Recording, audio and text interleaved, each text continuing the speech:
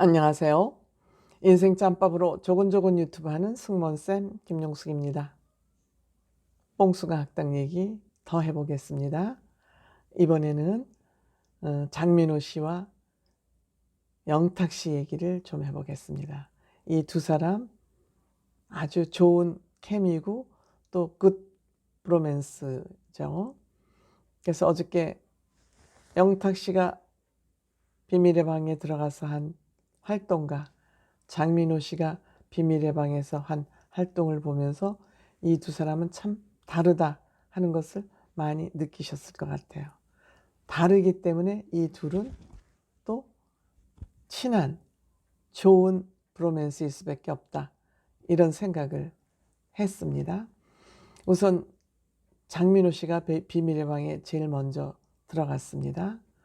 장민호 씨는 이 비밀의 방에서 미션은 15분 동안 주어진 시간 동안에 미션을 수행하고 나오는 겁니다. 주제도 주지 않고 뭘 하려는 것도 주지 않고 그냥 방에 들여놓고 이들이 어떤 활동을 하나 하는 관찰 상담입니다. 관찰 상담. 관찰을 통해서 이 사람들의 심리를 분석하는 관찰 상담이죠. 근데 장민호 씨는 15분 만에 맞춰야 될 미션을 5분 만에 마치고 나왔습니다. 저는 그 모습을 보면서 장민호 씨는 굉장히 마음이 급하구나, 뭐인가 좀 쫓기는 것 같구나, 그런 생각을 하면서 봤습니다. 그럴 것이 장민호 씨는 오늘 나이가 제일 많습니다. 44세, 올해 45세가 되는군요. 2021년에는. 그런데 장민호 씨는 굉장히 오랜 동안 무명의 생활을 겪으면서 굴곡진 삶을 살아왔습니다. 23년이라 그러죠? 무명 생활이. 하여튼 뭐 20 몇 년이라고 그럽니다. 그러면 그때마다 23년 동안 무명의 세월을 보내면서 이 가수라는 거는 누군가의 선택을 받아야 되는 직업입니다. 누군가의 선택을 뽑혀야 되는 직업이죠. 방송국이 됐든 행사가 됐든, 그러니까 누구한테든지 잘 보여야 된다는, 점수를 잘 따야 된다는 그러한 강박관념에 있을 수밖에 없습니다. 그 시간이 너무너무 길었던 사람이죠.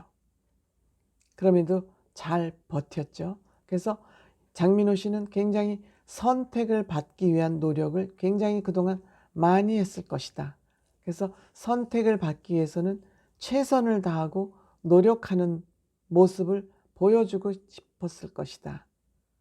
선택을 받기 위해서는. 그래서 주어진 임무에 최선을 다하려는, 그러니까 마음이 급하죠. 그 주어진 시간 내에 최선을 다해야 된다는 그 마음 때문에 마음이 굉장히 급한 겁니다. 마음이 급하죠. 그리고 누구에게가 선택을 받아야 되는데 못 받을 때는 화도 나고 우라통도 터지고 막 이랬는데, 장민호 씨의 장점은 뭐냐? 자기의 그 아픈 과거를 배려, 즉 나쁜 마음을, 사람이 아픈 마음은 안갚음을 하는 나쁜 마음으로 발전하거나 아니면 그 아픈 과거를 자기 개발에 쓰는 두 가지 경우가 있을 수 있습니다. 근데 나쁜 마음을 가지면은 안갚음을 합니다.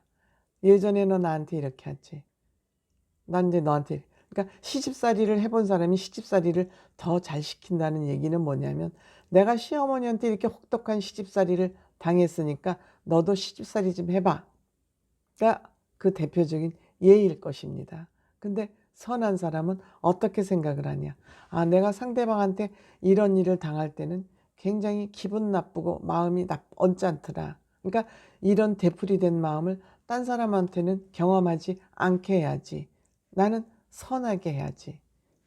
이런 사람은, 선한 마음을 가진 사람은 발전하죠. 나쁜 마음을 가지면 구렁텅이에 가서 빠지죠. 나쁜 영향력의 악순환, 후자는 선한 영향력의 선순환이 되는 겁니다. 장민호 씨는 선한 영향력의 선순환의 대표적인 주자라고 할 수 있습니다. 그래서 모든 것이 그는 책임감으로 느껴졌고 어저께 그 실타래도 찬찬히 다 책임감 있게 풀어내지 않습니다. 그리고 임영웅 씨는 동생들에게도 형짓하지 않고 동생들이 마음껏 편하게 살 수 있는 그런 분위기를 만들어 줬습니다. 장민호 씨는 정말 나쁜 조건, 악조건을 극복한 아주 선한 영향력의 대표주자라 할 수 있을 것 같습니다. 그 다음에 영탁 씨는 주의 시선을 의식을 하고 따라쟁이라고 어저께 얘기를 했습니다.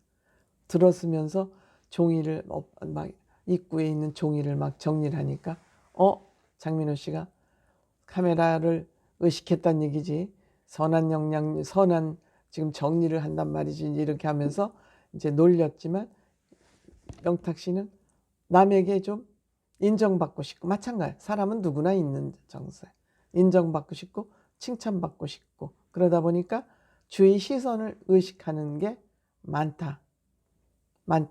그럼에도 일 처리하는 과정을 보니까 자기 합리화, 그러니까 뭐든지 긍정 마인드에는 갑이라 그러지 않습니까? 뭐든지 좋게 생각하는 거예요. 그렇죠. 나를 괴롭히는 생각을 할 필요가 없잖아요. 나를 괴롭히는 생각에는 나를 갉아먹는 건데, 일이 좀 안 되면 어떻습니까? 다음에 또 잘 되겠지. 또 해보고. 그것을 영탁 씨를 창조적인 사람으로 만들어가는 겁니다. 그러니까 자기를 갉아먹는 생각을 안 하니까 매사가 유쾌하고 통쾌한 거죠. 그러니까 인생을 놀이터로 생각하는 거죠. 그러니까 일을 할 때나 안 할 때나 공식적인 자리나 사적인 일이나 변함이 없이 경계가 없다는 거죠. 즉 스트레스가 없죠. 뭐 굳이 조심을 해야 되고 뭐 이런 거 없이 그냥 난 이런 사람이야 어쩔래 하고 사는 거죠. 그러다 보니까 조금 이렇게 사람이 정리된 것 같지는 않지만 예술가 기질로서는 딱 맞는 성격인 거죠. 작사 작곡, 순간 센스, 운동 못하는 게 없잖아요. 긍정 마인드가 도전하고 성공하고 도전하고 성공하고 또 도전하고 성공해. 그래서 영탁 씨는 못한 것이 없이 된 사람입니다. 그러니까 일을 할 때 좀 산만하게 하는 것 같지만 그래도 산만한 가운데에 질서가 있는, 무질서 속에 질서가 있는 사람이죠.